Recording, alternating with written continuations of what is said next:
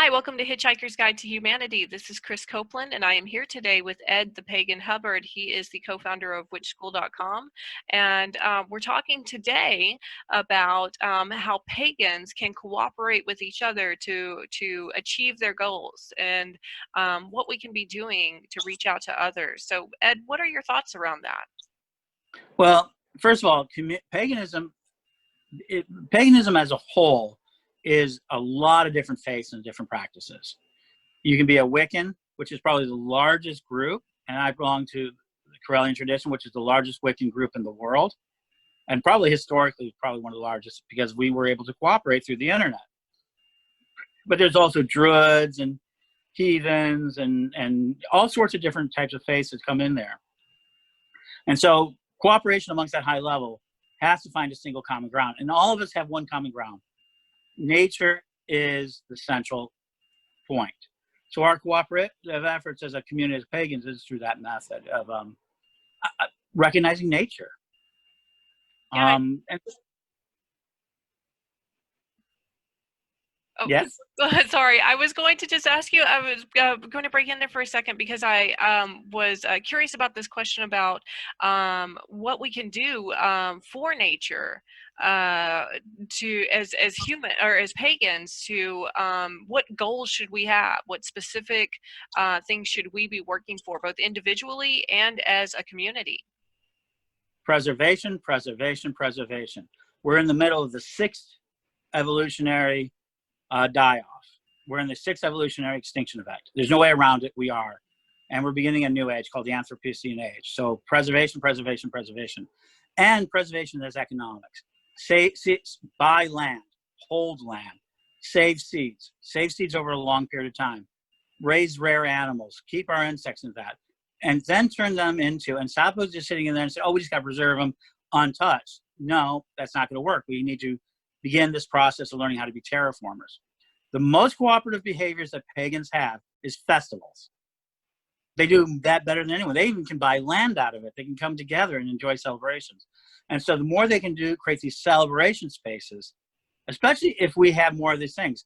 I so wish that a bunch of us would have been able, and the government stopped us from being able to move on to like some of our properties because they were called festivals, because they were public events. If we could have made them a little bit more town-like already, we would have been able to move there and had our experiences there. The second way they can is build their internet presence. Buy into the internet, become techno mages, buy Bitcoin, buy these systems, buy them now. Because what if I told you back in the 50s, you should invest in plastics? What if I told you in the 60s, invest in IBM? What if I told you in the 1970s, buy Microsoft? You would have probably looked at me and go, yeah. I'm telling you now, buy into AI, buy into the ability to create psychic beings called Siri and Alexa and all of it. Get our information in the code now. And I've already shown you this. Witch School existed prior to, in many ways, the seeds of it, with Google. We've been #1 in our spot forever. And we're now so entrenched. My name, Ed the Pagan, is entrenched. No one else has even tried it into the internet world. And I will probably remember for a very long time. So preservation of nature, buying land, storing seeds. Mark Garlic Brown out there has really shown me. He saved 198 different types of garlic. And so saving these types of things and then finding ways to share that. And last, micropayments. Learn how to accept micropayments for your group. If start up a group that has a subscription to it at $5 a month. It may not seem like much, but if you have 100 people giving you $5 a month, you have $6,000 a year to work your plans. Yeah, I think that's a great point. The microtransactions are really helping to build small business and build individual artists and their patron group. And you really don't need a lot to donate. Mm-hmm. Yeah, and again, pay attention. People. The thing is that pagans are afraid of the world. Not all, not most, because of so many times the dominant societies come after them. So they need to find ways to go ahead and live in a more adaptive way, but we also need to find a way to keep our preservation. And then I know people say, oh, you mean like a secret society? Yeah, maybe like a secret society. I'm not afraid of that. But also ways that we can identify ourselves and protect ourselves. And it sounds crazy, but that's what most adaptive cultures, because really the world is really changing. We've won the culture war. We just haven't won the words. We haven't run the laws. But today everybody's saving, recycling. Everybody's talking about litter. People are talking about garden. Every other cultural aspect was talked about in the 50s and the 60s by the pagans. Yeah. And now we're finally starting to see some real traction in the world with ideas for how to actually stop it. And I think you're absolutely right. We need to be investing in nature and in making sure that that's preserved for the future. Preservation is definitely the key word on that.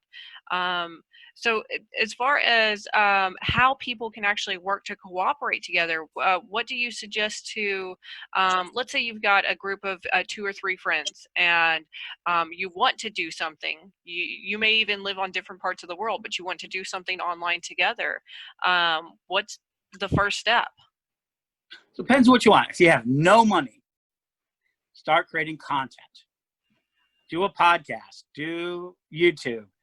Utilize Twitter. Gonna do that. Do garage selling. Build a thrift store. Now, see, I think all pagans, so this is the business I started Gaia Thrift. I want to get back to it. But I think pagans should own thrift stores, especially with their not-for-profit status. People are willing to give you things away for free. But I'm going to give everybody the one that the Fae told me. So a leprechaun came to me in my dreams to tell me about this, and he then said, come follow me. He took his wheelbarrow around, and he went to these various wishing wells. He gave candy to the Fae and other things to the Fae, and he took the coins. He went to a bank, and it looked like a Harry Potter bank because, again, from my own visualization, and he tossed them all the coins, and then the banker came out and handed him a gold coin. And he said, no one cares about their coins. They will throw them away, and you can turn them into assets. So if you could do nothing more, create a wishing well, bless it to the fairies, and collect the coins, give them some of them back in some way, and collect those coins. Cost you only the wishing well, and people will do that because it's an impulse within them. That's a weird one. Yeah, but that's actually like a true thing now, because that's how a lot of places will pay for local artwork that's near the wishing well. So yeah, that's an ingenious idea. I think that, yeah, we definitely should have more wishing wells around the world. I agree.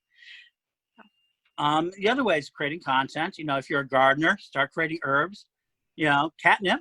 I've talked about catnip. There's not enough catnip in the world. Silver vine. Most people don't know what it is, but it's a really powerful catnip form. Another one. If you got 2 or 3 people around the world, share your points of view. Do a podcast. That sort of thing. Get yourself an audience. If you're an artist, go on Etsy. If you're not an artist and one of your friends are artists, so let me give you a Witch Bowl. Witch Bowl we started with less than $100. Mm-hmm.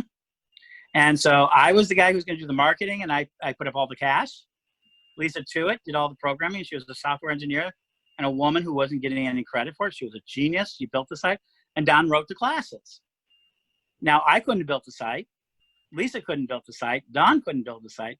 But together we built a site that is now on nearly 300,000 people worldwide after 20 years, and helped produce 4,000 legal clergy.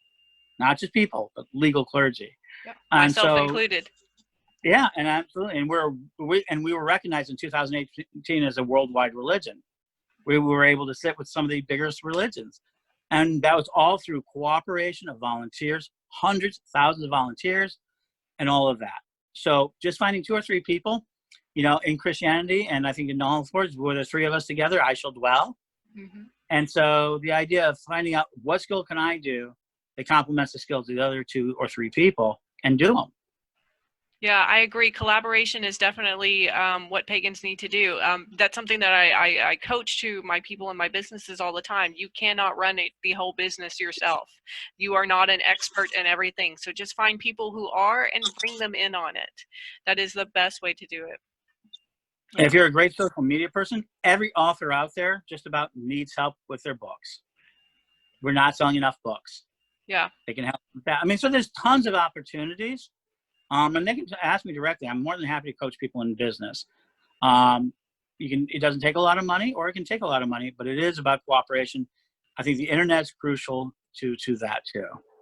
I think that that's a great thing, and thank you for offering the business coaching. Let's go ahead and add your socials in right now, and how people can reach out to you for that, because that's definitely something worth investing into, is quality business coaching. Just contact me at edthepagan@gmail.com. Ed the Pagan everywhere. There's not a place I'm not Ed the Pagan. All right, that sounds. Yeah, Instagram, Twitter, all of it. Awesome. Ed the Pagan.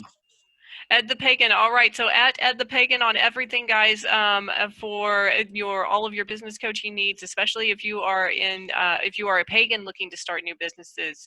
And I cannot recommend business coaching enough. It is life changing. Once you've had some really good business coaching, you can really start to understand how